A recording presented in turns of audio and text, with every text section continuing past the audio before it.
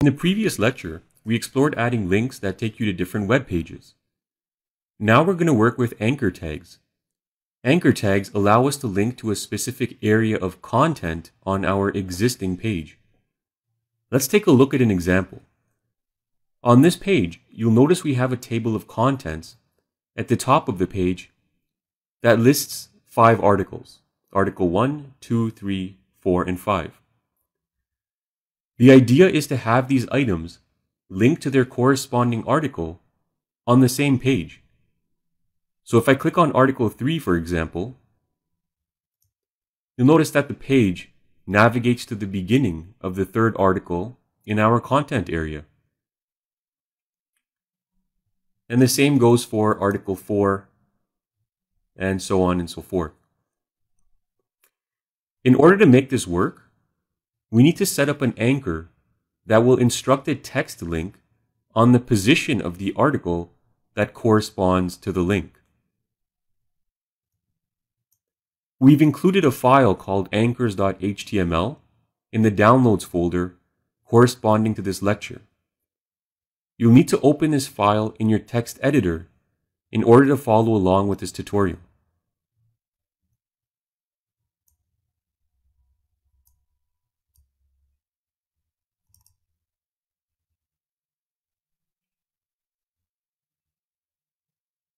So here we have the source code for the file. And in order to make this work, we'll have to go ahead and add a few anchors on all 5 article headings.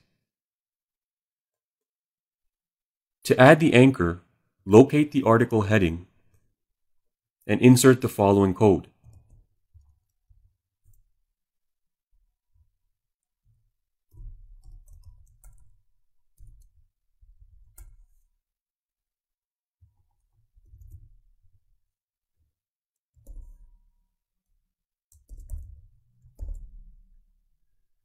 You'll notice that we're using the A tag with an ID attribute. Later on in this tutorial, we're going to link to each one of these anchors from our table of contents. So once you've inserted your first named anchor, you'll need to insert the others in front of the other article headings. So just copy this block of code and paste it in front of each article heading. Remember to make sure you change the number of the article so it corresponds to the correct article heading.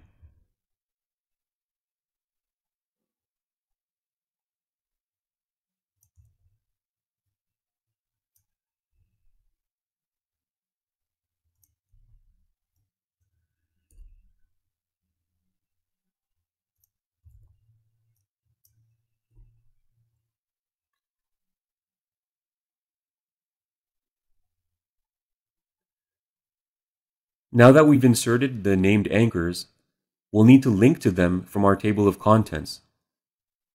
So let's scroll up to the table of contents and add the following code around each article heading.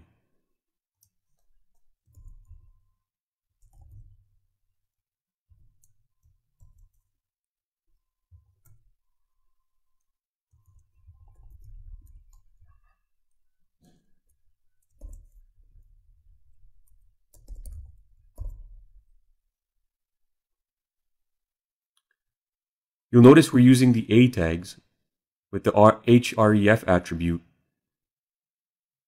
One difference is that we have a number sign in front of the link. The number sign instructs the browser not to divert the user to a new web page when the link is clicked. When the number sign is followed by an anchor name, the page will note a search for the anchor name on the existing page. It will then retrieve the content that is defined by the anchor position.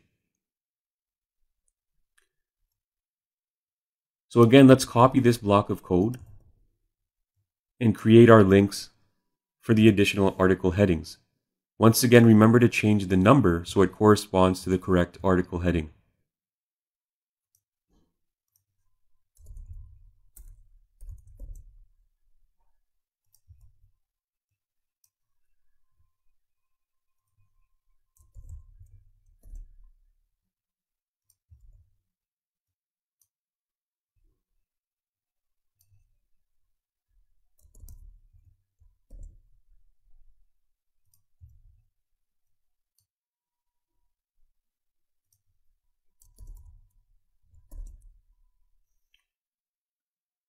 So once you've added all your links,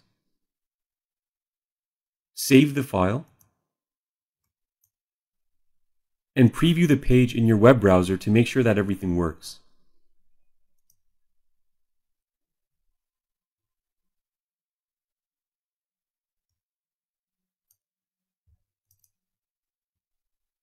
So now we can see that each item in the table of contents does have a link attached to it, and let's just confirm that it does work. So Article 1, Article 2, Article 3, 4, and 5.